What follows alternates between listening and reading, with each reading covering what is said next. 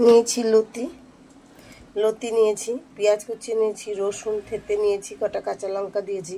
এখানে লবণ, মিষ্টি, সর্ষে বাটা, জিরে বাটা আর হলুদ বাটা, লঙ্কা বাটা রয়েছে।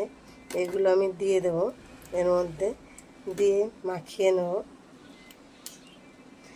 আর দিয়ে দিচ্ছি সর্ষের তেল। আমি একবারে মাখিয়ে বসাবো।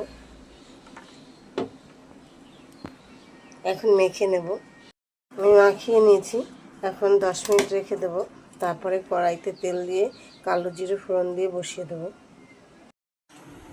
তেলটা গরম হয়ে গেছে, দিয়ে দিচ্ছি কালো জিরে।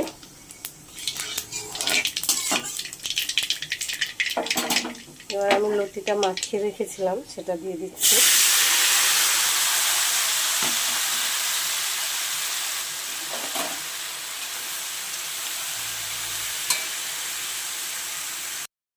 পাত্রটা ধুয়ে একটু জল দিয়ে দিচ্ছি।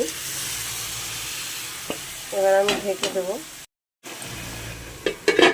আঁচটা মিডিয়ামে রেখেছি। আমি দেখে নিচ্ছি যে আমার এটা হয়ে গেছে, তেল ছেড়ে দিয়েছে। এবার আমি এটা নামিয়ে নেব। এইভাবে কচুরলতি করলে ভালোই লাগে, করে দেখবেন। আপনারা তো অবশ্য ভালোই জানেন, যারা নতুন রান্না করছেন তারা এইভাবে রান্না করবেন, খুব সুস্বাদু হয়। ভিডিওটা ভালো লাগলে একটা লাইক, কমেন্ট, শেয়ার করে দেবেন। ভালো থাকবেন। ভিডিওটা দেখার জন্য অসংখ্য ধন্যবাদ। নমস্কার।